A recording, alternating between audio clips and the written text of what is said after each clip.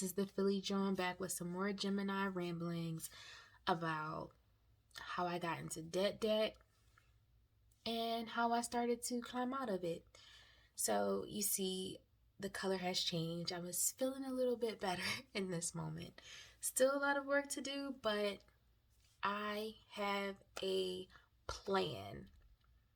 This is the first time I had an actual financial plan that I felt really good about, that I knew I could stick to. But let me rewind a little bit. So I get the book. If you haven't listened to my first video, how I got into debt, it explains how I got up until this point. So as I was explaining, one of my very good coworkers introduces me to this book, Get Good with Money by Tiffany Aliche. Again, I say, like, she saved my life. Thank you so much. So I get the book and I'm like, all right, time for me to get good with money. I don't really know what that means. I just know I don't want to be in debt. I don't want to feel this way. I don't want to be so uncertain about where my next pieces of money is coming from and what that looks like. So I get the book and I love the setup of the book because Tiffany used to be a preschool teacher, which I think set her up perfectly for this role that she played in my particular life, my personal life, but others as well, because she literally holds your hand and walks you through the steps that you need to get to. So I'm listening to the book. I'm listening to her personal story, which you have to check it out. I will link her channel in the description. Please check her story out.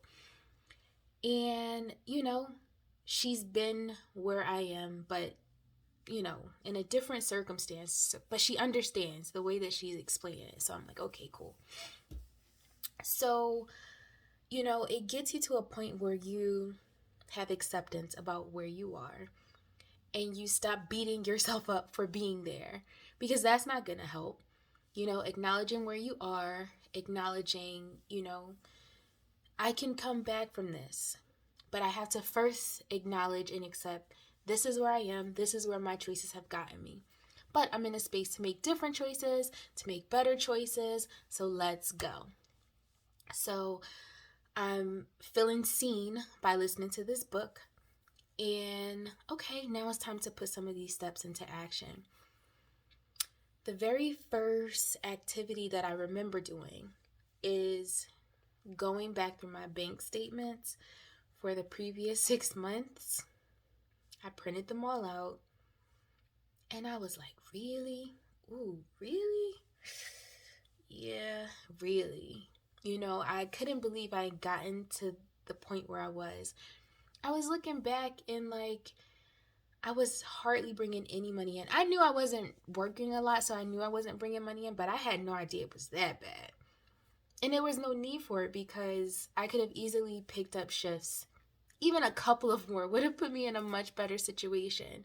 But I'm like, okay, I at least have the blueprint of how I got here. I understand it. I don't want to be here.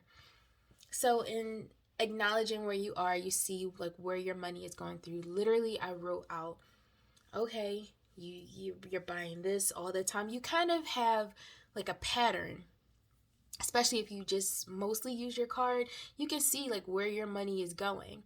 So I knew I had a pattern of buying certain things. A lot of it I didn't even need. I was just used to live in a certain way. And also I had charges coming out of my account that I didn't even realize. And in the book, Get Good with Money, you have to set what she calls a noodle budget. So as if you have very little money coming in and you have to pay certain bills like mortgage, like utilities, things that you have to pay to live. So I determined what my noodle budget was and I was like, oh, okay, this isn't terrible. I know I can make my noodle budget if I just not even put so much effort, just a little more effort. I know I can make my noodle budget. So what I did was I made my noodle budget, what I call noodle budget plus. So that would include then my credit card bills and things that I wanted to pay down, debts and the like. So I had a budget for the first time in my life that I was like, okay, this is something that I can stick to. This feels doable. This doesn't feel so doom and gloom under the blue sea. I could do this. So I had so much confidence then, like, all right, I know I don't have to stay here. I have a way to get out of it. So I had a good starting point. I had a budget for the first time in my life. And the other thing that I really loved about the book that I didn't even think about was determining what type of accounts I needed. So she specifies, even if you don't have money to put into all of these accounts, you need to figure out a way to disperse your needs, your bills, what you're saving for. Have different accounts for those things. So as I was looking through some of the banks she was recommending, Ally Bank was one that I chose that I liked. So you have your brick and mortar, which is like the banks that you see as you're driving around the city. And then you have your online banks.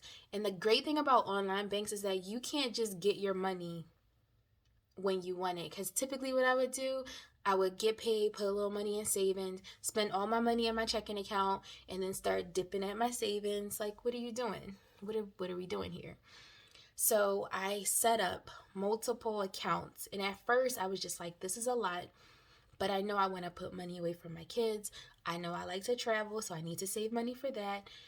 I know that my bill money needs to go into one account that only bills come out of.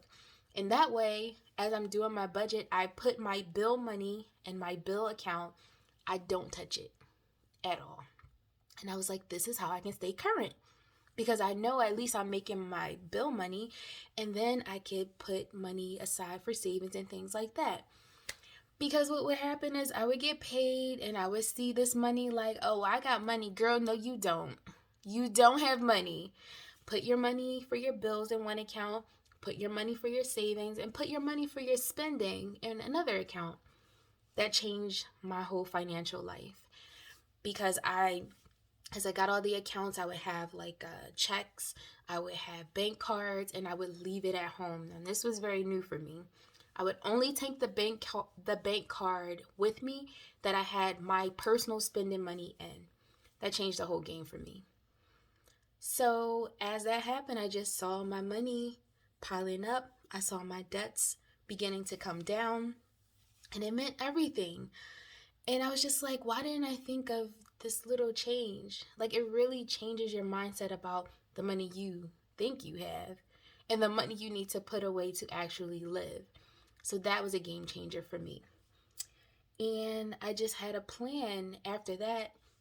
I'll show you later, but I made my vision board. And on my vision board, I had like my little pyramid of debt that I wanted to pay down.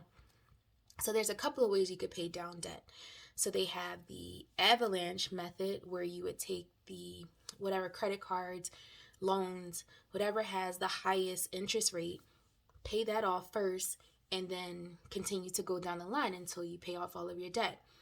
I chose the Snowball Method because I need to see those little victories. I need to celebrate.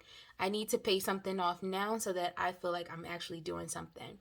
So my very first debt, I think, was $250. Not a ton, but I paid it off and it felt amazing. So with the Snowball Method, you would pay your minimum for all of your accounts, and you will just attack the smallest one. And then once that is paid off, no, you don't add that back to the pot. That's not more money to spend. You take all of that money you were putting towards that first bill, put it to your second one, and that's what the snowball effect does. You take all of that money, and then now you attack the second one with the minimum payment from the first bill, and whatever extra money you were throwing on it. And you just keep going until you get a big snowball, and you're just making those big payments. You're already used to this money coming out of your account, so there's no need to put it back into the big pile. You just use it to keep paying off debt. And I'm so grateful. I'm so grateful. And I feel so accomplished now. Now it's almost like a game. Like, all right, how much can I put to this? How much can I put to that? And I just keep it rolling. So that's where I am. So some of my financial friends in my head / through YouTube University. Hey, shout out to you.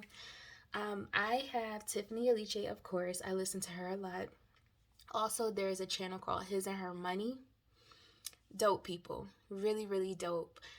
They paid off so much debt, and they invite people who have done the same. So you see people doing the thing that you're trying to do. And it just feels really good to see like people are coming out of this. Like you can too. My other friend is Dave Ramsey. Now his methods work first and foremost. So if you are doing his methods and changing it around and all the things, not following his baby steps, he has 7 baby steps, and I'm not going to list them because I don't want to mess it up. But first things first is having an emergency savings. This is something else that really, really helped me, because what would typically happen, you get into this budget and you're saving money, and then something goes wrong with the card. So you swipe the credit card that you already paid off, and here we go again. But Dave Ramsey says your emergency account is $1,000. So first, before you pay off anything, you save that first $1,000. So if anything goes wrong, you have something to go to. You're your own credit card at that point. You don't need to, swipe a card, get back into debt. But having that little bit of savings really helps. It gives you a cushion that you may not have had before. Now, for some people, that amount could be larger, with whatever you feel comfortable with. It wouldn't be his particular plan, but I love that you start off with making your own cushion before you start to pay off debt. So those 3 channels I follow a lot, and I will link them down in the description, because it just gives you a different mindset on how to think about the money that you're working so hard for. Like, what's the point? Why are you working so hard? To keep working? Once you pay off debt, there's such a freedom that comes with it. You can make choices based on your own mental health, your own well-being, your own family structure, instead of, I have this debt and I just got to keep paying it off while you keep putting yourself back into debt. That doesn't make sense. So yeah, so now I have my emergency savings. I am paying off debt using the Snowball Method. Have also stopped adding to my retirement funds while I'm doing this, so that I am attacking these debts with everything I have. So I will let you know how that goes. But right now it's going very, very well. I encourage you, please check these people out. See what works for you, see what doesn't. Be encouraged. You can do it and make it happen for yourself. This is the Philly John with more debt ramblings, or getting out of debt ramblings. Let's do it. I do it. I'm doing it. And you can absolutely do it too. I'll check you on the next one.